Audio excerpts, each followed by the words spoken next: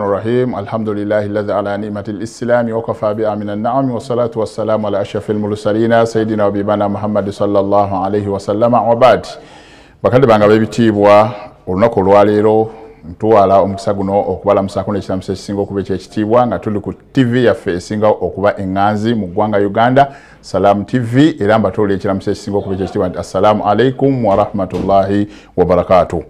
Olunaku olwaleero tugenda kwogera empisa z'abakola daawa mu Busiraamu buteewo bateekeddwa okubeera nga beeyisa butereevu. Tugenda tandika na akhlaqu nafsiya liddaiya, omuntu omutima gw'omuntu oyo akola daawa gwandibadde gutya.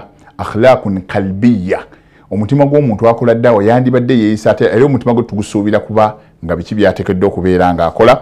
Wa akhlaqun zahiriya, byandibadde bil akhlaqul kalbiya mu mbeera ye ng'omuntu, wa akhlaqun zahiriya n'empisa ze zino ze tulabako omuntu akola daawa yandibadde empisa ze zibeera zitya mu Busiraamu. Ekisooka omuntu yenna akola daawa empisa zateekeddwa okuba nazo. Ekisooka as-sulatun billah, ayina okuba nga ayina connection oba alaka ne Allah subhanahu wa ta'ala. Buli muntu yenna akola daawa mu mpisa ezisooka ku muntu akola daawa mu Busiraamu ayina okuba nga ayina connection ne Allah subhanahu wa ta'ala. Olw'okuba nga anna da'iya ila Allah, omuntu yenna akoola abantu nga abazza eri Allah subhanahu wa ta'ala abalaga Allah byayagala tukole. Hadaful awwalu, ekigenderwa ky'omuntu oyo ekisooka taarifu nnasi bi rabbihi, ye aba ayagala kulaga abantu Allah waabwe. Kati kyannaku oba kyewuunyisa era tekisoboka okubanga olaga abantu ewantu gwe gy'otamanyi. Tosobola kubalaga Allah subhanahu wa ta'ala nga nawe tolina connection ne Allah subhanahu wa ta'ala. Kiringa okulimba muno mugenda kutwala mu State House naye nga tolinayo ene connection, nga tolinayo muntu yenna, omuntu oyo oba omulimbye. Kati n'omuntu akola daawa mu mpisa z'alina okubeera nazo mu Busiraamu alina okuba ekisookerwako ng'alina connection ne Allah subhanahu wa ta'ala, kyekigendererwa ekisooka, kubanga oba olaga bantu ng'obazza eri Allah subhanahu wa ta'ala. Tosobola kubalaga Allah nga nawe Allah tomumanyi, tosobola bamanyisa nga nawe Allah subhanahu wa ta'ala tomutegeera. Ekyo kimu kyokubiri. Wa tawfiiqin alaqatuhum billah, omuntu akola daawa aba ayagala kunyweza alaka oba nkolagana wakati w'abantu ne Allah wa subhanahu wa ta'ala. Nawe ekito kikakata ku muntu yenna akola daawa mu dini yaffe y'Obusiraamu ye yennyini okusooka nga empisa ze enneeyisaaye nga Allah amumanyi, asobole okulaga abantu nti Allah y'ono nabo bajja kumutegeera.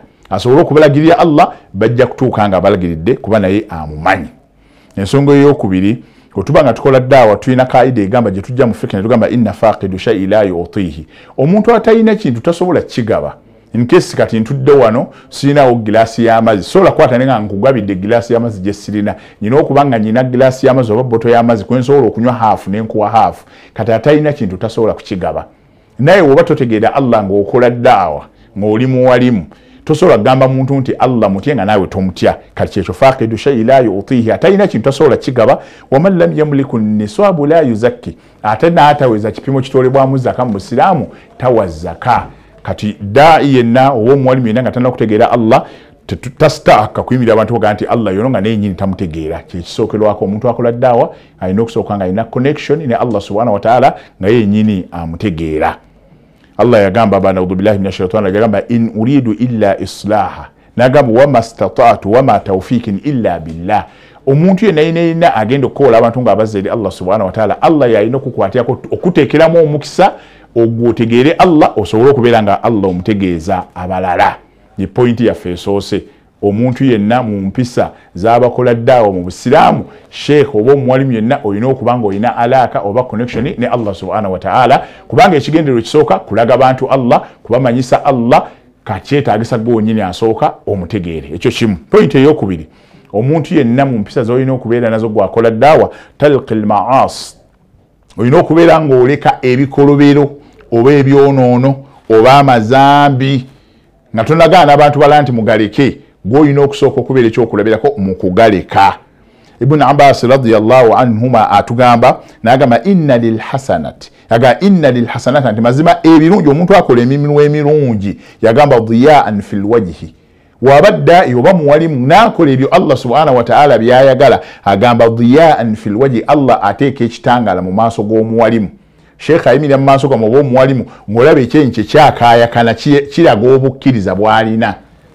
N'agamba wa nuuran fil qalbi, omuntu akola emirimu Allah gy'ayagala ng'akola abantu nabo bagikole, Allah ateeka ekitangaala ku mutima gwe. Taba na mutima mukalubo, taba na mutima gansaalwa, taba na mutima gutwagaliza, taba na mutima gusiba bukukuuzi. Kati agamba omuntu yenna akola emirimu Allah subhanahu wa ta'ala gy'ayagala. Ibn Abbas atunza n'agamba Allah ateeka nuuran fil qalbi, Allah ateeka ekitangaala ku mutima gwe. N'agamba wasi'atan fil rizqi, omuntu akola Allah byayagala ddala ng'oli muwalimu, Allah subhanahu wa ta'ala agaziya ebyenfuna byo. Agamba wa quwwatun fil badan, Allah subhanahu wa ta'ala addira omubiri gwo n'oba ng'oli muntu w'amaanyi. Wa mahabbatu fi qulubil khalqi, Allah subhanahu wa ta'ala bulwona atya Allah gwe ddaa'i, gwe omuwalimu, gwe sheekh akola ddaawa, ebyo Allah subhanahu wa ta'ala byonna agenda bikuwa. Ajja kuwa ekyenyi nga kitangala nga abantu bakutunulako balaba ddala omuntu mukkiriza, nga ekyenyi kyo kirabikamu obukkiriza. Allah ajja teeka ekitangaala mu mutima gwo. Allah ajja kugaziza ebyenfuna, togenda kubeera mu bantu balomba basabiriza ba wansi. Omuntu yenna n'asaba abeera wansi. Wa quwwatan fil badani, Allah agenda kuddira kuwa omubiri gwo gubeeremu amaanyi. Wa mahabbatu fi qulubil khalqi, Allah subhanahu wa ta'ala ajja kukaka oba ajja kuddira ebitundu bye abiragire bikwagale. N'olw'ensonga eyo tubeere abantu abaliko amazambi, Allah atuwe emmiiza oba ddalaja oba obusukkulumu obwo, naddala ffe abawalimu abakola omulimu gwa ddaawa. N'agamba Ibn Abbas radiyallahu anhuma, n'agamba wa inna lissayi'atun sawadin fil wajhi, yagamba ate omuntu wakola ebikolo bingi naddala ng'oli muwalimu n'atali muwalimu, Allah subhanahu wa ta'ala agamba ekyenyi kyo kino akijjamu, ekyenyi kyo Allah akiddugaza ne kiba ng'oli wakulaba akutula nga yubayyina alayka, ng'olabikako obujeemu. Allah tasobola kutangaza kyenyi kyo. N'agamba wa dhulmatun fil qalbi, Allah addira omutima gwo ne gubeera nga gujjuddeko ekizikiza. N'agamba wa wahnan fil badani, Allah akuwa obunafu, omubiri ne gubeera nga munafu, kino kikuluma wano weewulira bubi. N'agamba wa naqsan fil rizq, Allah subhanahu wa ta'ala wa naqsan fil rizq, Allah ateekawo riziki yo tejja. Oliawo gwe muwalimu gwolagira abantu okukola ebi naye olw'okuba okola ebikyamu, riziki yo tejja, riziki yo nnafu nnyo. Omutima gwo mukalubo nnyo, oliawo omubiri eva gwe toyina maanyi. Agamba wa Allah subhanahu wa ta'ala naddira n'ebitonde bye ne bikunyiigira ne byanga tebikwagala. Kati ffenna abakola ddaawa mu mpisa tulina okutima emitwe tubitunuulire nnyo, tuliriddawa mw'eyo embeera.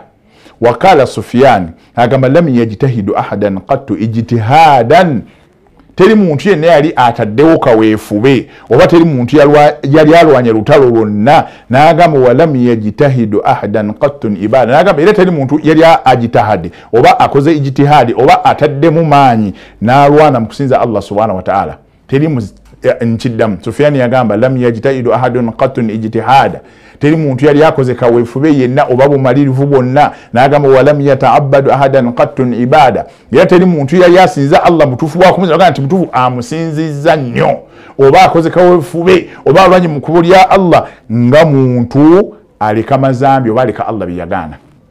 Gwe n'onaagenda n'olwana nnyo mu kkubo lya Allah naye ng'okola amazambi, ogamba nti osinza nnyo Allah mu nsinza naye ng'okola amazambi. Agaye omuntu asinga abo bonna abasinze nnyo Allah ng'alowooza asinza nnyo Allah oba abagenda mu kkubo lya Allah ne balwana jihadi, n'agamba abasinga bonna afdalu man talaka maana Allahu anhu, abasinga yo yalika Allah bye yagaana. Tutuba nga tuli bawalimu nga twagala Allah atusukkulumye ku bantu abakola jihadi, Allah atusukkulumye ku bantu bonna abasinza Allah subhanahu wa ta'ala bakola ibada, ffe tuba ekisooko ekyokulabirako mu kuleka amazambi Allah subhanahu wa ta'ala ge yagaana. Ibn Mas'ud agamba omukkiriza, yagamba ati anna almu'mina, ni mazima omuntu omukkiriza agamba yara dhunubahu ka annahu qa'idun ta'ata aljabal, yagamba omukkiriza alaba amazambi ge ng'alinga atudde wansi w'olusozi olusobolosaawo yonna okuseseetuka neera omugwira. N'agamba yakhafu an yaqa alayhi, omuntu atudde ku lusozi ng'ate lutera okubumbulukuka nga zino ezibumbuluka ebuduuda oba kati ebyakamala okubawo mu kiteezi nti otudde okumpi n'olusozi lwa Kasasiro saawa yonna luyinza okuddamu ne lubumbuluka ng'olubadde mu kiteezi. Kati agamba nti omuntu omukkiriza atunuulira ezzambi lye ng'alyaba nga olaba olusozi lwa Kasasiro oluli mu kiteezi nga olutuula kumpi olowooza nti saawa yonna lusobola okukugwira. Kati ye mukkiriza bw'atyo waali alaba ddala ng'ezzambi lyonna lyakoze lisobola okumusaanyaawo. Yagamba yakaafu an yaka alayhi, atya ezzambi eryo okumusaanyaawo oba okumalawo emikisa gye gyonna. N'agamba wa anna alfajira, mazima omuntu omwononefu, n'agamba yara dhunubahu kadhubabin marra ala unufihi. Yagamba ate omuntu omwononefu ezzambi alyabanga akaswera kagudde ku nnyindo nga sawa yonna kagenda kubuuka kagende, naye omukkiriza alaba ezzambi lyakoze wadde akantu katono bwe kati akalabanga olusozi lwa kasasiro nga atuddeawo okumpi nga sawa yonna lusobola okumugwira. Kati n'omukkiriza alaba ezzambi lyakoze erimu bwe liti nga sawa lyonna lisobola okwonona obulamu bwe bwonna. N'olw'ensonga eyo empisa z'abakola ddaawo mu Busiraamu olina okubeera nga ekigambo zambi okitwala nga kinene nnyo, wadde akazambi kolabanga katono nnyo okatwala mu kifaananyi kyekyo kyenkuwadde Ibn Masudi kye yatukubira. Ensonga ey'okusatu oba mu mpisa abantu abakola ddaawo mu Busiraamu ze balina okugoberera ennyo fi'lu taati, okuyitiriza okukola emirimu okugondera Allah. Mu mpisa ze tulina okubeera nazo abakola ddaawo mu Busiraamu bwaffe kwe kuyitiriza okugondera Allah subhanahu wa ta'ala. Tukole nnyo buli mulimu gwonna ogulaga nti ogwo tugukola tuba tugondedde Allah subhanahu wa ta'ala. Yataaju dda'iya bijanibi al-uslubi al-wiqaya, omuntu yenna akola ddaawo mu bintu Allah byagenda okuyitako akudifeninge bitalqi al-ma'asi, ngomaze okugaa nti amazambi ogalese. Wa innama yakunu dhalika bimudawamati dhikri llahi subhanahu wa ta'ala. Omuntu akola ddaawa olina okuyitiriza okujjukira ennyo Allah subhanahu wa ta'ala. Walqiyami bikafatin wadhaifu tta'a, n'okufuba okulanga okola buli mulimu gwonna ogulaga nti ogukola oba ogondedde Allah subhanahu wa ta'ala. Walridha bi amrihi, n'okukkiriza Allah subhanahu wa ta'ala ebyo bye yatulagira okukola obikole ne biyagaana obireke, n'okukkiriza ebyo Allah subhanahu wa ta'ala bye yagira. Wa muawanatin sabri ila, n'okugumiikiriza mu buli mbeera yonna Allah subhanahu wa ta'ala gy'aba atadde mu bulamu bwo oba mu buli mbeera yonna. Kati omuntu akola ddaawa oba sheekh oba omuwalimu akola ddaawa, ebyo olina okubitunuulira ennyo. Ensonga endala wasidikul ikhlaasu lah, olina okubeera nga byonna byokola obikola lwa Allah subhanahu wa ta'ala. Abayivu baga nti inna al ikhlaasu sirru bayna al abdi wa rabbi. Omuntu gwe ddaawa yo gyokola irimu yo gyosomesa gisomese ku lwa Allah subhanahu wa ta'ala. Nibagamba al ikhlaasu kyama kiri wakati wa muddu gwe ayogera ng'okola ddaawa ayimiridde mu maaso g'abantu wonna w'osinzidde, olina kubanga okikola kyama kiri wakati wo ne Allah subhanahu wa ta'ala. Yagamba la ya'rifu shaitani fayafsidu, atta ne shaitani tesobola gaa nti omulimu guno kangwonono muddu mutunudde mu mutima gwo ng'akola lwa Allah, tesobola kitegeera shaitani. N'agamba atta malaikatul muqarrabuna, ne malayika eziwandiika ebirungi teziyawula nti kino okikoze lwa Allah oba si lwa Allah. Kyemuva mulabanga ku lunaku lw'enkomerero tugenda tuuka mu maaso ga Allah mu hadisi gye mumanyi obulungi gye yatubuuza Nabi sallallahu alayhi wa sallam nti atadiruna manil mufu, yagamba Nabi sallallahu alayhi wa sallam nti abagenda kujja ku lunaku lw'enkomerero n'emirimu gyabwe gyonna Allah subhanahu wa ta'ala agigaani. Omuddu agambye Allah ya Allah, Allah agenda kumugamba wasoma Qur'ani bakugende nti nno oli musomi, wasomesanga ddaawa bakuyite nti oli muyivu. Ekitegeeza malayika zino eziwandiika zigenda kuwandiika emirimu gy'abaana Adamu zo tezaawula ogukozerwa Allah oba togukozerwa Allah. Kati omuntu yenna akola ddaawa alina okubeera ng'alina ikhilaas. Wa hadha yakhlisu dda'iya fi hadha almajalli ala akhidhi nafsahu alkamal. Ebyo wonaba ogezezako okubiteeka mu nkola ojja kuba oli ddaa'i gwe tulowooza nti at least oli ddaa'i ajjudde. فهو إحدى الفرائض الراء فيها أن تكون في أكمل صورة. تسويل أنت ومنتو الداء وبا جند كل منو جو الدعوة وبين بسزو منتو أكل الدعوة أبيري مجفانا يتجفو مماسو غابا أنتو بابا مستمع وبابا باكولا. إجلال وحسن الإبادة وليس مجلد الإبادة. Empisa z'omuntu akola ddaawa mu Busiraamu olina okubanga okola husnul ibada walaysa mujarradul ibada. Buli ibada gy'ogenda okukola gikole mu butuufu bwayo, ogikole mu nkola esinga okuba entuufu. Kyomulanga Allah subhanahu wa ta'ala Nabi sallallahu alayhi wa sallam hadisi n'agamba bwe tumala okusala eswala tetulabanga edduwa egamba Allahumma a'inna ala dhikrika wa shukrika wa husni ibadatika. Edduwa Nabi sallallahu alayhi wa sallam yagitukiranga tetumalanga eswala nituwawukana nga tetujogedde. Twetaaga husnu ibadatika mu kusinza Allah mu butuufu bw'okumusinza. Mu kusinza Allah mu nsinza esinga okuba ki ennungi. Kati ddaa'i oba omuntu yenna akola ddaawa ekyo kya mu mpisa ze oba kiteekeddwa okubanga akifolowinga nnyo okulaba waba asinza Allah asinza ata. Kubanga ddaa'i n'oba osaala busaazi ng'osaala bibyo oli akulaba ensaala gy'osaala ajja kuyigako. Wonaayogera oli ajja kuyigako mu njogerayo. Wonaakola ekikolwa kyonna buli kikolwa kyonna buli kigambo kyo kyonna bano bamusitamiyo oba bonna abakulaba baba bakukoppa era baba bayiga. Wakadhalika fa inna dda'iya la yaqtasiru ala ada'i al-fara'id. omuntu tusuubira akola ddaawo gwe omuwalimu toyina kukendeeza mu bintu byonna mu mateeka gonna Allah ge yalaalika bal yajtaidu fi ikthari min an-nawafil wona bw'oyitiriza okukola faraidu Allah byonna bye yalagira ate era olina okuyitiriza ennyo okukola annawafil sunna ez'enjawulo hatta yanaalu lmanzilatun inda Allahi subhanahu wa ta'ala kubanga olw'okuba gw'okola abantu okubalaga Allah yitiriza nnyo okuteeka bye yalagira mu nkola ze faraidu zonna ze yalaalika ziteeke mu nkola ate oyitiriza nnyo okukola nawafili ze sunna kubanga buli kyokola kyonna nga kirungi abakulaba n'abakugoberera bakikoppa nabo ne bakiteeka mu nkola ezo ezimu ku mpisa z'omuntu yenna akola ddaawa mu busiraamu empisa endala oba ekyetaagisa omuntu okubeera ng'akitunuulira nnyo naddala daai omuwalimu sheekhi yenna akola ddaawa almuhafadhatu ala salatu aljamaa bilmasjidi kyabbeeyi kyatteeka kyetaagisa gwe yonna omuwalimu nga toli mulwadde nga tolina mbeera yonna ekulemesa kgenda mu muzikiti okubeera nga esswala zo zonna ozisaalira mu muzikiti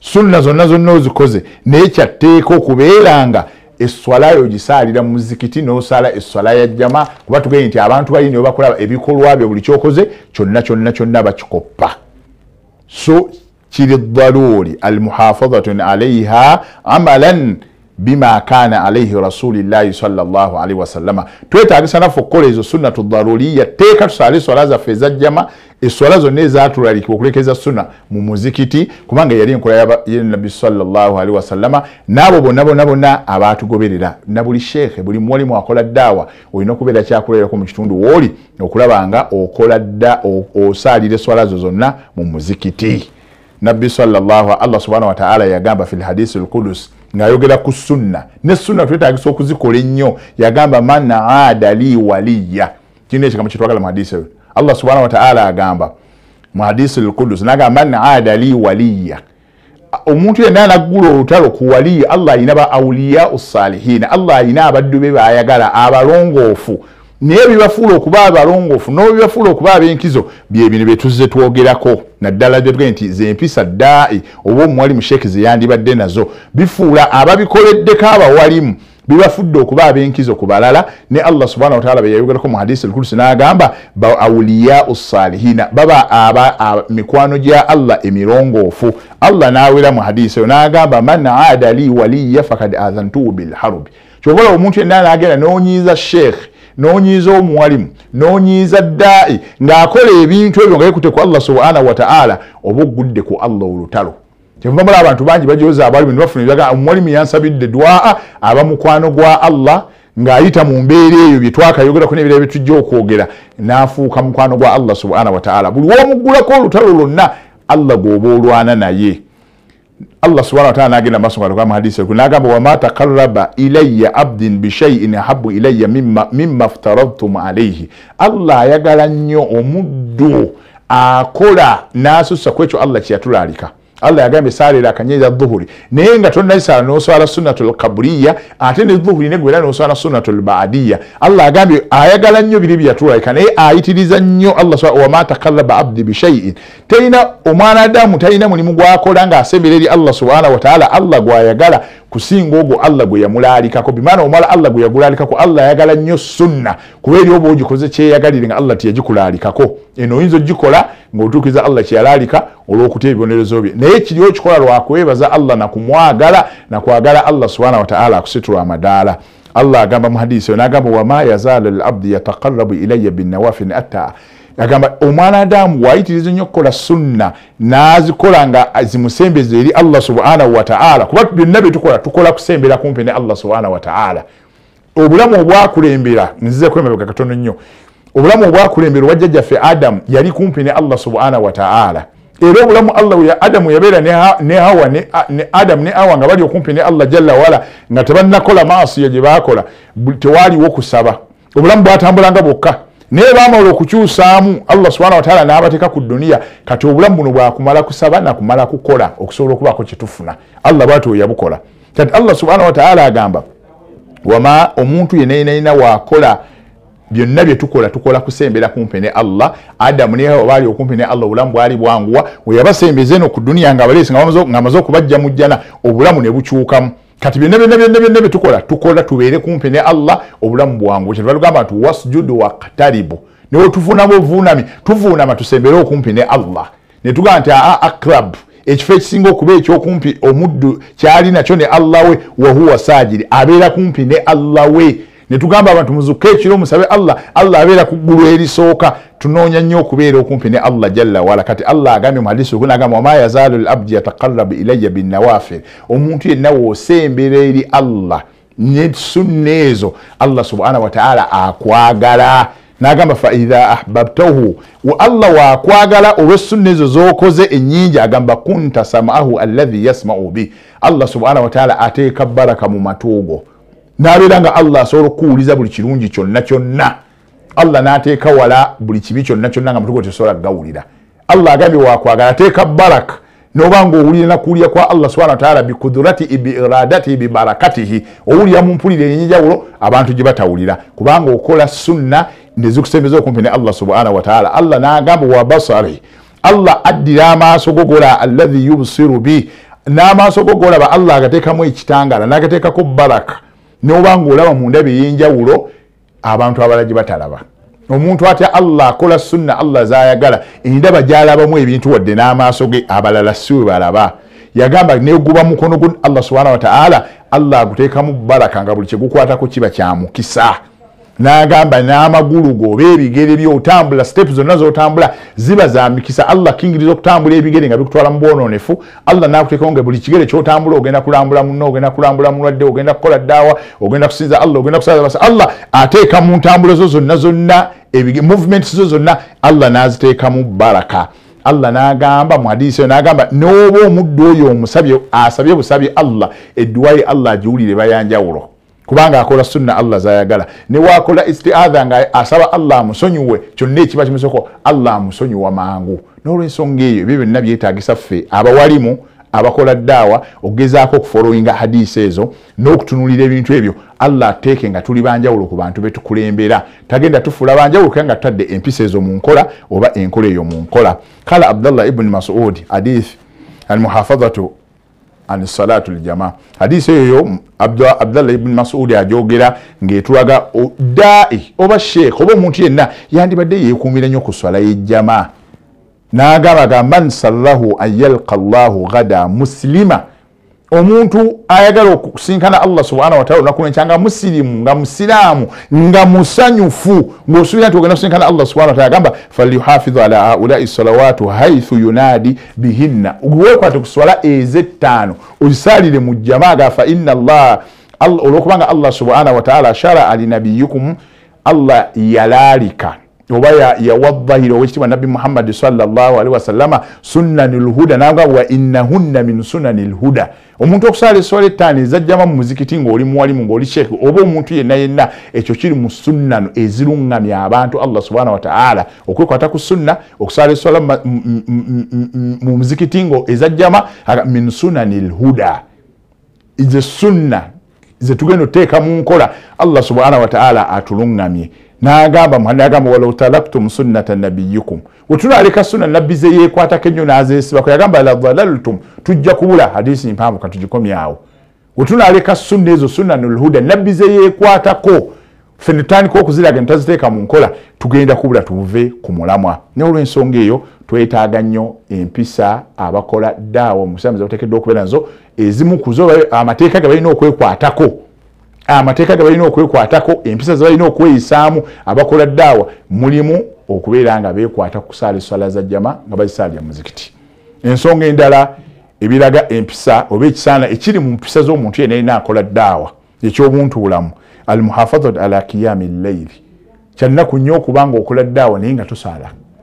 kigambo okusaala kiro kya bbeeyi mu bulamu bwaffe ffenna nze naawe n'omulala oba oli mwalimu oba toli mwalimu naye ate kyankizo nnyo ku muntu oyo yenna agenda okubeera ng'akola emirimu gya ddaawa kyenvulamu nga Allah subhanahu wa ta'ala yagamba nabbi sallallahu alayhi wa sallam ku ntandikwa mu ayati ezimu ezasooka okukka mu ssuula ezimu ezasooka okukka mulimu Allah subhanahu wa ta'ala yagamba nabbi sallallahu alayhi wa sallam qumi layla illa qalila nisfahu aw inqus minhu qalila yamugamba asitukeko asaaleko ekiro niwala asaalayo katono naye ng'asadde n'amugamba asaale nisfu layli ekitundu ky'ekiro n'agamba aw inqus minhu qalila oba asobola okukendeezaawo n'asaala koota n'agamba aw zid alayhi oba asobola okwongerako ku nisfu layli oba ku kitundu ky'ekiro nagamba walattiril qur'ana taltila Allah wagenda maso mukwana nagamba inna sanulki alayka qawlan thaqila lwaki nabi sallallahu alayhi wasallam kyamwetagisa okuyimirirako ekiro Allah mga inna sanulki alayka qawlan thaqila tugenda kussaako obubaka ebigambo ebizitoka bye bigambo bya Qur'an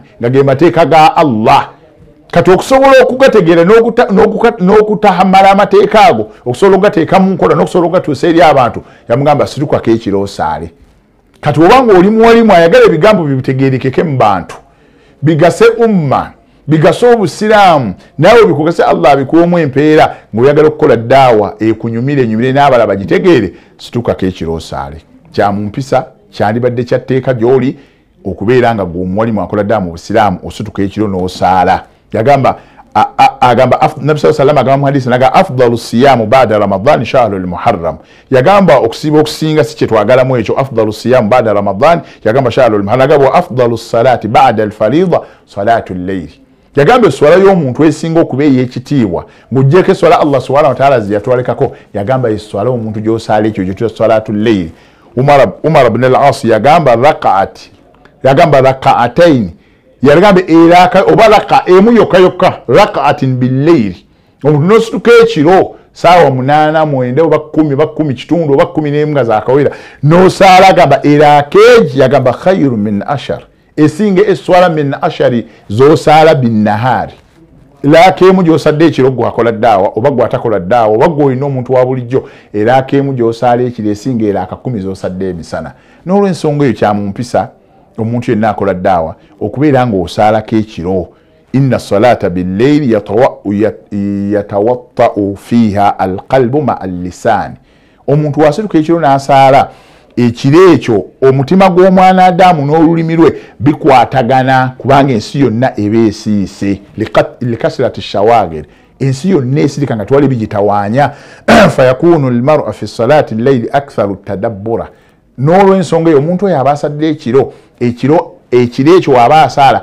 aba atadabbala nnyo Qur'ani gy'asoma aba mugonvu nnyo mu maaso ga Allah subhanahu wa ta'ala kati ffenna abakola ddaawa mu mbeera yonna ku levo kw'oli wonna w'ogikolera tuyitirize nnyo okusaalako ekiro Allah atwanguyize amaani eno eya ddaawa gye tulina oba ffenna buli muntu gy'asobola okubeera ng'akola mu mbeera yonna mwagikolera tugambe Allah subhanahu wa ta'ala yagamba nabbi inna sanulki alayka qawlan thaqila yamugamba ebigambo bigenda okuteekako bitono nnyo ekiro ekyo tukyetaaga nnyo ffe abawalimu kubanga tulina challenges nnyingi nnyo tulina okusoomooza kungi nnyo nabbi yagamba abwabu samaa'u tufatta'u fi awqati al-layl Allah jalla wa ala aggula emirango gy'eggulu gyonna mu biseera ebyo ebyekiro wa bikhasatu qurbu al-fajr naddala nga fajiri oba banaatera fajiri enaatera emmambya enaatera okusala katwetaaga okusaba Allah subhanahu wa ta'ala atukwatireko Allah atugondeza abantu be tukoola Allah abategeeze ebyo tuba tubagamba Allah naffe abituwe tubiteeke mu nkola tubere kyakulabirako awala nga tunaba bigamba abantu bannaffe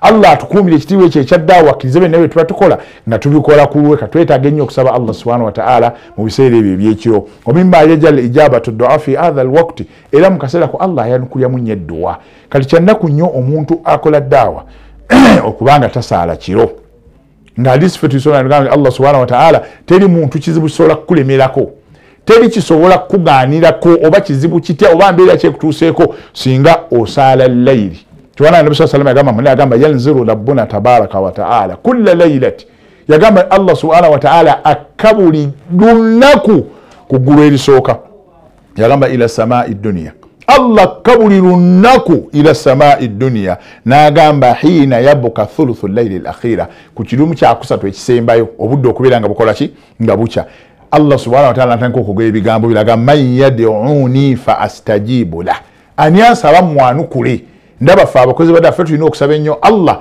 atwanukule ffe tulina obwetaavu eri Allah atwongere okumanya n'okumutegeera atuwa okukolerako ebyo bye yatuwa ate atusobozese enniya zaffe azirongoose tubisuuse eri abantu ate bategere bye tubagamba amateeka ga Allah subhanahu wa ta'ala kubanga Allah abuuza ani ansaba muwe waman yasalni fa atihi ani ansaba muwe naga waman yastaghfiruni fa astaghfira lah ani akola istighfaru ansaba musonyiwe mbeere nga musonyiwa n'olw'ensonga eyo abawalimu twetaagisa nnyo okuzuukuka ekiro okubeera nga tusoma tusalako layiri ekyo kikulu nnyo mu bulamu bwaffe naddala abawalimu.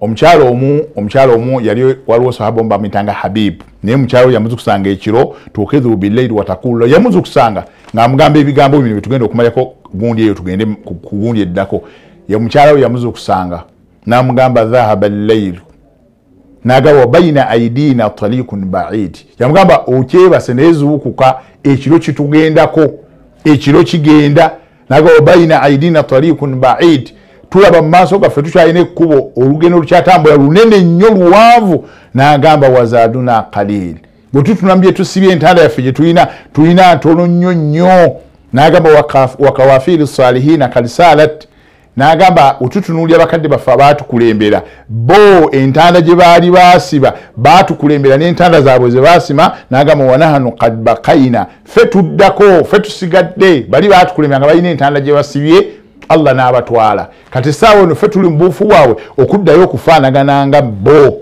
n'olw'ensonga eyo fandhulu akhi daiya kaifa hafiza salafun salih tulina okutunamu nze naawe naddala gwakola daawa tulabe basalafun salih ala hadhi alqurbat alazima basalanga batya ekiro bakolanga batya emirimu gye gyabasembeza eri Allah subhanahu wa ta'ala walam yatakhallaf ahadun minhum an almusharakati fi hadha alkhair abantu abo teri muntu yeyawukana kuteeka mu nkola oba kukola ebyo naddala okusaala ekiro okukola emirimu Allah subhanahu wa ta'ala gyayagala sawaun kana rajulan aw imra bonna babikola nga mwami oba musajja n'olw'ensonga eyo twetaagisa okubeera nga nze naawe abawalimu abakola ddaawa okuyitiriza ennyo okusaalako ekiro. Ensonga endala oba empisa endala etteeka eddala erisaana omuntu yenayina akola ddaawa mu busiraamu kyalina okukola al-ikthaaru min dhikrillahi subhanahu wa ta'ala okuyitiriza ennyo okutendereza Allah subhanahu wa ta'ala.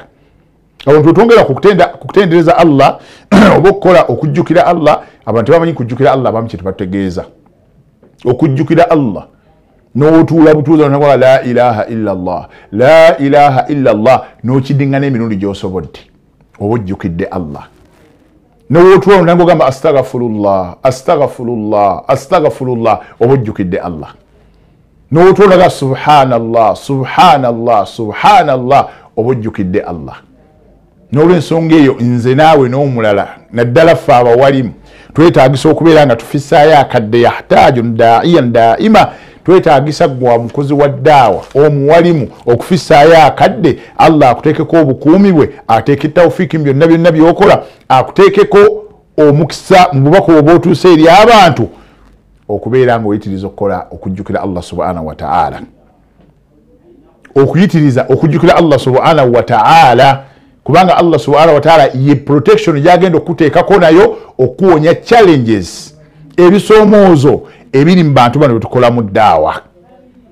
Allah yatulagira ffenna n'agamba mu aya ey'ekitiibwa n'agamba fadhkuruni adhkurukum.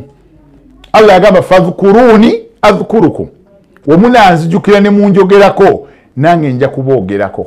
Ekyokulabeko tuyinza okuba nga tuli ku mukolo otubeera ku mukolo buli muntu ayagala bamulabewo era bamwanjule naddala abanene abalina mu posti bwe balina watuuka ku mukolo ayagala bamwongereko nti ne gundi waali era ye protocol mutandika okwogera sebo omugenyi omukulu n'amudde nga protocol watambula naye oli ne bamala mwerabira okumwogerako kimunakuwaza nga oyagala bakwogereko ng'oli ku mukolo gwonna ositukoba obawuubire nako oba obatolera salaamu ne Allah ayagala okumwogerako yagamba omunaamwogerako naye agenda kuboogerako n'atugamba fadhkuruni adhkurukum.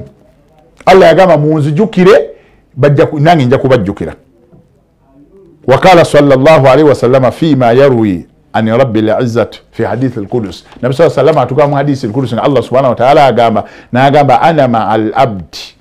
Allah yagamba nze ndi wenti n'omuddu wange oyo anzijukira n'atandika okubeera nga olulimi lwenyeenya emwaje ne gyenyeenya nga njogerako oba nga nzijukira ne katukyagala kutendereza Allah subhanahu wa ta'ala.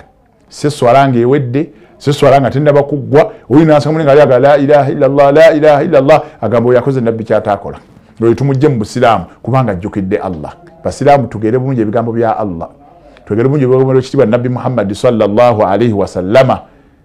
Omwana Adamu ffenna Allah atugambe fadhkuruni adhkurukum munzijukire naye ngenda kubajjukira. Allah n'atugamba mu hadisi al-Qudusi nti ali wamu n'omuddu bw'ati oyo ayogera ng'olulimi lwe olw'emmwaje gyenyenya lwakutenda Allah subhanahu wa ta'ala. N'omwana Adamu anna al-insana yukhti'u, nze naawe ffenna tusobya. Wayahtaju ila man yukaffiru al-khataaya'u, omuntu yeetaaga Allah kwagenda okuyisiza okumusonyiwa amazambi ge. Fa inna al-hasanatu yudhhibna as-sayyi'at, otunayitiriza okukola ebirungi ebingi Allah subhanahu wa ta'ala agenda tusimulako ku bibi byaffe.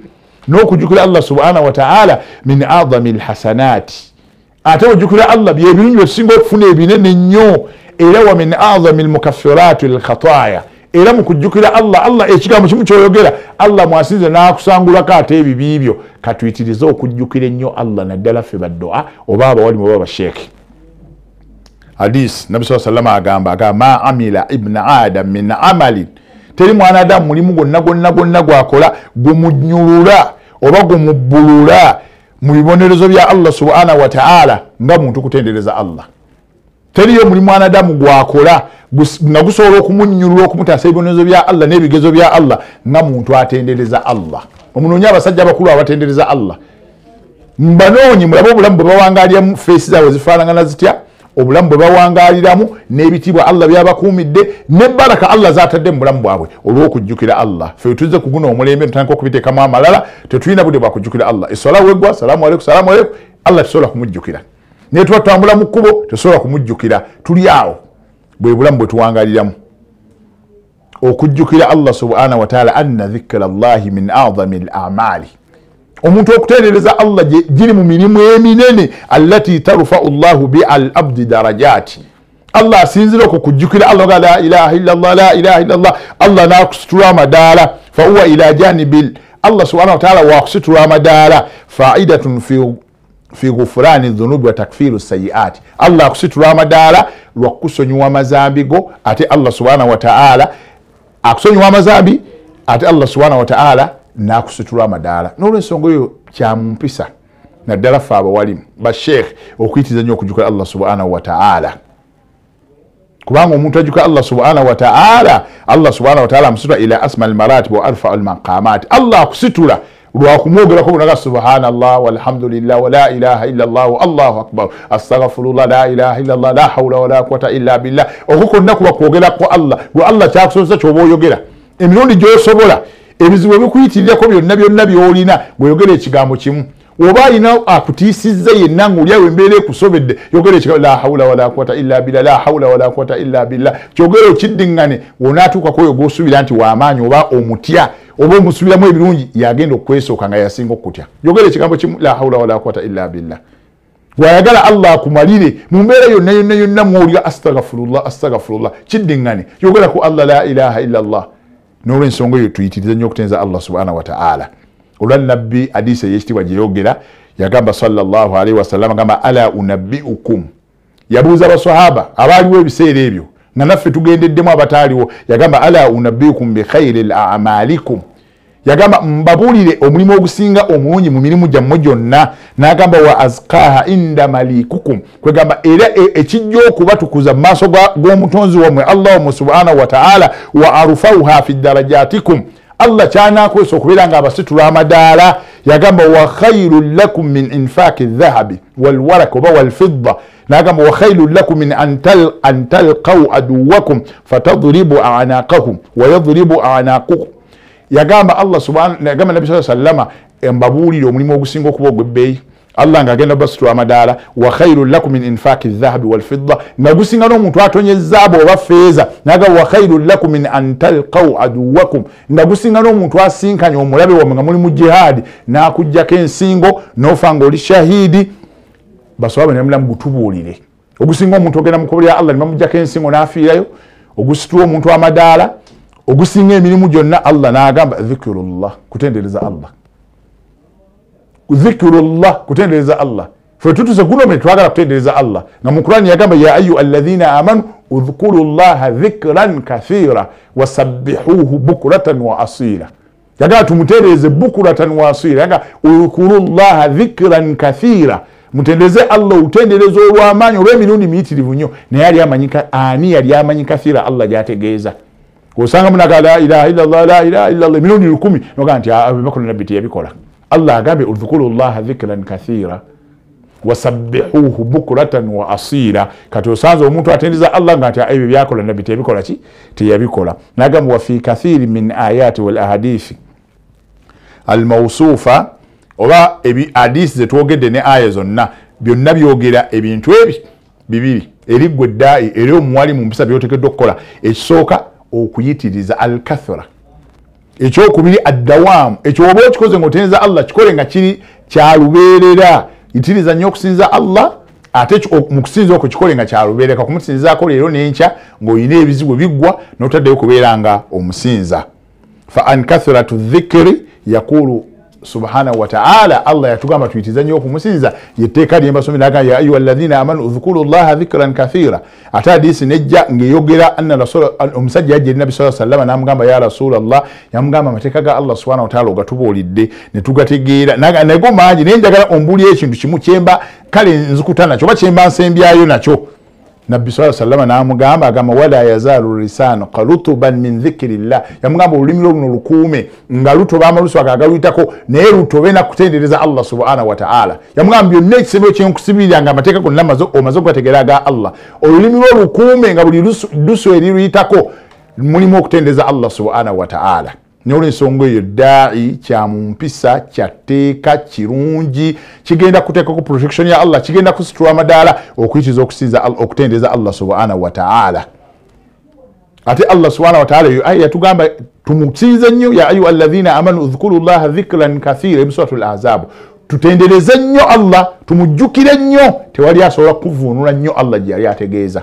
Ate yatugamba wa anidawami tuberenga kitukola kya lubeerera. Allah yagamba era mu Qur'ani n'agamba fa idha qadaytum salata, bwembanga mumaze swala zonna ze musadde obazajjamu oba yakinaga fadhkuru llaha qiyaman wa qu'uda, Allah musigalenga mumujjukira oba muyimiridde nga mutambula oba kuuda nga otudde mu ofisi oba mudiro yo wooli naga wa ala junubiku oba oli awo ogalamidde n'agamba muberenga Allah mumujjukira.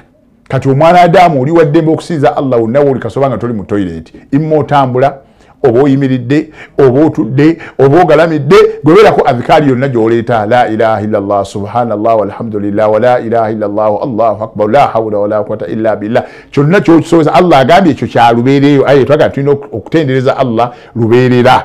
Qala Ibn Abbas radiyallahu anhuma nagamba fi ta'liq lahu an hadhihi al-aya. Ibn Abbas avunwa nga yogera ku aya eyo n'agamba nti mazima tusinze Allah subhanahu tumujjukire Allah subhanahu wa ta'ala ay bil-layli wan-nahar. Allah tuberenga tumujjukira nga tumwogerako kiro na misana, tumwogereko fil barri wal bahri, oba oli ku lukalu oba oli ku mazzi Allah mwogereko, wa fi safari oba oli mu lugendo oba otudde waka. N'agamba wa fil ghina wal faqri, oba oli mugagga oba oli mwavu Allah yeetaaga okwogerako buli ssaawa yonna yonna. Wasaqamu wassiha, oba oli mulwadde oba oli mulamu Allah yeetaaga okwogerako fi sirri wal alaniya, oba omwogerako mu kyama oba oyogera nga eddoboozi liyatuka. Wa ala kulli hali mubeerenga mutendereza nnyo Allah, muyitize Allah okumwogerako nnyo nnyo nnyo. Yakulu al-Imam Ibn Taymiyyah n'agamba adh-dhikru lil qalbi. Ibn Taymiyyah atugamba n'agamba nti omuntu okubanga olulimi luyitako okukola dhikiri, agamba dhikiri n'omutima gwo omwana Adamu gufaananganako alma'u lisamak, ng'olaba ekyennyanja nga kiri mu mazzi. Nagafa kaifa yakuna alu samaka idha faraka alma, yagamba ekyennyanja buli kyawukana n'amazzi ekiddako kuba kufa. N'omutima gwo omwana Adamu oba ddaayi buli onaabanga omutima gwo toleeta adhikari totendereza Allah ekiddako kuva mu bulamu buno, omutima gwo gujja kufa guve mu mitima emiramu. Wa min hadhihi al-awqat, ebiseera ebirungi bye tulina okubeera nga tusabira tutendereza nnyo nnyo Allah, bagale tumutendereza obudde bwonna mu mbeera yonna. Naye ate waliwo ebiseera ebirungi agamba mbayyana tuluu'i al-fajri wa tuluu'i ash-shams. Akaseera akasinga okuba akalungi ennyo tuluu'i al-fajri ng'emmambya enaatera okusala nga tuli mu thuluthu al-layli al-akhira, kimu kyakusatu ekisembayo nga bana emmambya enaatera okusala baazine fajiri. Akakadde kalungi nnyo omuntu okutenderezaamu Allah, okumujjukira. Oba watuluu'i ash-shams, n'akaseera ng'enjuba enaatera okuvaayo tumaze okusala subuhi. Wa irtifa'uha hatta tazuru kara'iyatun salah, ne wali weetuuka mu kaseera n'akaseera kaninga enjuba yakavaayo tosalyawo swala yonna okuleka nga subuhi yakuyiseeko n'ozuuka. Tulina akaseera akagamba ako konna akaseera okutuusa kwe tutuuka mu kaseera akakatamu okusalyamu swala yonna ng'enjuba kejjeeveeyo bweti, okuleka nga osala salatu duha oba nga subuhi yakuyiseeko naye nga nsala eswala yonna endala.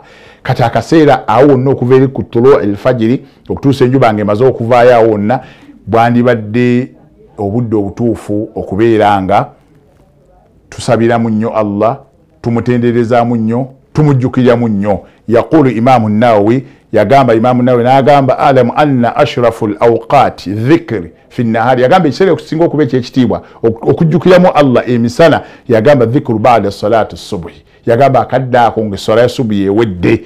Wakala sallallahu alaihi wasallam, nabi sallallahu alaihi wasallam n'agamba man salla al-ghadati fil jamaa thumma ba'da, omuntu yenna n'aswala essola ya subuhi mu jamaa n'agamba thumma qa'adan yadhkuru Allah hatta tatla'a ash-shams, n'atuula muzikiti okutuusa enjuba weenaavaayo. Thumma salla raka'ataini, n'amala n'aswala raka bbiri, kanat lahu ka ajrun hijja aw al-umra.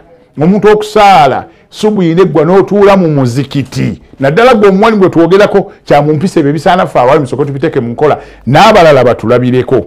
Singa osaala esswala ya subuhi mu muzikiti n'otuulayo n'otendereza Allah subhanahu wa ta'ala, n'omala enjuba n'etuuka n'evaayo n'osaala raka bbiri, Allah akuwa empeera ng'omuntu akoze hijja oba umura. Ebyo bitukakatako ffe abawali mu kyamumpisa tubeere nga tubikola n'abalala batulabireko, Allah atuteekeko protection. Nabbi sallallahu alayhi wa sallam yakigumiza n'agamba emirundi n'agamba taama asaala subuhi mu jama n'atuula mu muzikiti okutuusa enjuba weevaayo n'amala n'asaala raka bbiri, Allah amuwa empeera ng'omuntu akoze hijja oba umura. Yagamba enzijuvu yennyini kati tukyenyagire nze nayo n'atali muwalimu, nawe ekyo kikwatako twenyagire empeera ezo.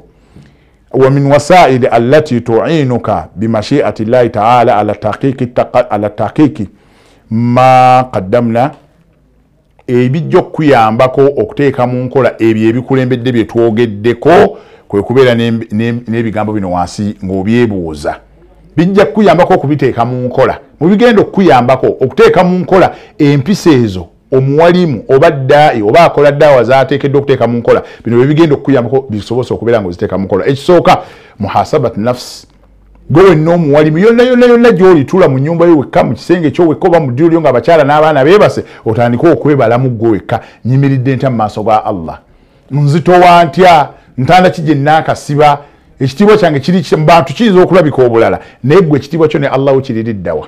Ensinza gy'osinzamu Allah subhanahu wa ta'ala gw'ogimanyi, ekyo kimu beera nga weebala wekka. Wal ihsaasu bitaksiru daimu fi haqqi llahi subhanahu wa ta'ala, olina okwebala lubeerera gwakola ddaawa noga mutuufu ndabika nkola katono nnyo nandikoze kinene, kyekifaananyi olina okwerabira. Leka kwezakka weerabe nga gwe byokulabya ebituufu byebisembayo ogaye nti mutuufu nze ndi waliyo min awliya illah, nga gwola nti agwe oli complete la ddaayi omutuufu. Kyamumpisa okubeera nga eva weeraba ng'okendeezezza oba oli mukendeevu mu kuteeka mu nkola ebyo Allah subhanahu wa ta'ala byayagala, kikuwalirize okwongera okuteeka mu nkola. Ekirala al-iltizaamu bi-taa'ati ala ayhatun aw wirdi al-yawmiyya, tulina al-iltizaamu okukifuula ekyetteeka mu kondya Allah subhanahu wa ta'ala, oteekewo routine ng'okola ekintu lubeerera, ojja okusobola okukola ebintu ebyo. Buli kyokutteko ng'okikola kikole nga kyalubeerera. Nabbi sallallahu alayhi wa sallam yagamba omulimu gwasinga okwagala adwamuha, gw'ojja okukolayo n'ekyogukola ki oguddemu. Naga fa amma almuhasabatu linnafsi fa innaha daruriya, omuntu okwebalamu naddala gwe omuwalimu kyamumpisa weebale mu kyatteeka liya alifa almaru ila aina madda wasala, wa wootuuse. Wobanga webalamu nga byokoze birungi tendereza Allah, wobanga byokoze olaba tebinaba kulongooka nnyo itiriza okukola istighfaru n'okudda eri Allah subhanahu wa ta'ala. Ekyo kyatteeka kyamumpisa nga ffe abawalimu okutuula wekka mu ddiiro lyo, mu kisenge kyo, mu zaawuyayo, mu nsonda yo, muzikiti yonna wootudde n'otandika okwebalamu. Sayyidina Umar bin al-Khattab radiyallahu anhu yagamba hasibu anfusakum kabla an tuhasab, yagamba twebale. Ekyo kinkakatako nze omuwalimu naawe atali muwalimu, tusandike okwebala nga Allah tannaba kutubala, naga tutandike okwetegekera ebbaliro na buteewo tugenda okunya maaso ga Allah subhanahu wa ta'ala nga Allah tannatubala, ffe tusooke twebale. So kyamumpisa omuntu yenna akola ddaawa oba aweereza obusaamu kusooka ne weebalamu biki byokoze, gwe ibaada yo ogikola otya. Omumanyi omu yagamba man hasaba nafsahu fi dunya hisaban yasira, omuntu aneebala kuno ku dunya nga gwebala olubala olwangu, n'agamba hisaba, agamba kana hisabuhu yawma alqiyamata asira, ku lunaku lw'enkomerero Allah agenda kukubala olubala oluzibu. Waman hasaba nafsuhu, omuntu aneebala kuno ku dunya olubala oluzibu olubala lwokunayo mu kiyama lugenda kuba lwangu n'olw'ensonga eyo abawali mu kyamu mpisa fe abakola ddaawa okubeera otule weebalemu nga tonnaba kweza kakweyita mutuukirivu kweyita nti bukimu gw'okikola osaala layiri gw'omuwalimu osoma ejjuzu mmeka yaumiya osaala eswala za jama mu muzikiti osaala salatu dduha otendereza Allah ojjukira Allah osaddaaka oli mubagaba oba gwoganze ndi muwalimu bw'omala okugaba sadaka ya hadisi ngola nti sadaka ezange ziweddeyo awo tulina okwebalamu tuyitirize nnyo okujjukira Allah subhanahu wa ta'ala n'okukiza okubeera nga twebalamu hatta takuuna muhasabatu nafsi amaliya walaysatun shakiriya utuba twebala fa abawali mu kyamu mpisa okwebala naye utuba twebale muhasabatu nafsi omwoyo guli gutya mu maaso ga Allah subhanahu wa ta'ala leka kwebala laysatu shakiriya nti anze nyine ekirevu tekako nejjuba n'enkofiira n'enyimye eddala nga ndi sheeka ali complete ddayo weebale mu mwoyo go yajibu an takuna laka akhi da'iya wilda lilmuhasabatun olina okwebalamu gwe kaweka amalu lkhairi wa amalu sharri tala nafsaka bainahuma oliliddawa mu mirimu emirungi ki ozitowayo otya biki byokola nawe okakasa kyo kino kirungi n'emirimu emibi kiki kyokoze wagee mutuufu kyo kino kyannemeredde wabada an arafta darurati lmaasiya sooka weetulemu gwakola ddaawa biki byensobezza biki byentegedde okubeera nga ntereeza olina okwebuuza altahalta qalbak min almaasi omutima gwo ogutukuza mu kubeera nga okola obujeemu oyina ensaalwa oyina obukukuuzi ku bantu n'olw'ensonga eyo gye tumaliddeko olwaleero mu mpisa z'omuntu akola ddaawa byateekeddwa okubeera nabyo gwe wennyini okusooka ne weebala teweebala muhasabatu nafsiya wabula weebale amaliya walaysat shakiriya weebale mu mirimu gy'okola nga ggwe omuntu akola ddaawa ddala oyimiriddewa kikyokoze nga kirungi kikyokoze nga si kibi era ogenda kwenenyeta mu maaso ga Allah kubanga abantu baba bakulabirako mukkirize nga bulijjo tukome wano sigala nga weekumidde ku Salamu TV. Assalamu alaikum wa rahmatullahi wa barakatuh.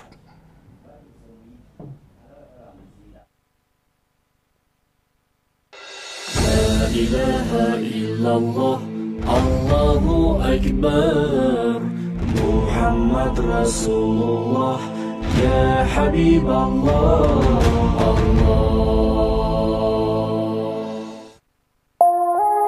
Eno ye Salamu TV. Singa manya ogegamu gwene family ogokozesa okwetangira ono mubbi asinga bazoganya buli kimu. Kugana makufulu genina nemaguja yange ng'omubbi ayitirawa sai gwene family omusiba muzunga mutwere kumpi buli mwezi naye waliwo n'omubbi w'omutawaana tanakwetangira. Malaria mubbi tomukkiriza kunyaga wamu n'abaagalwa abo mutangire ng'osula mu katimba k'ensiri. Abakyala ab'embuto mugendenga mu antenatal care era mufune eddagala lya fansida libayambe n'abaana bammwe abatannazaalibwa okwetangira omusujja guno ogwa malaria. This message is brought to you by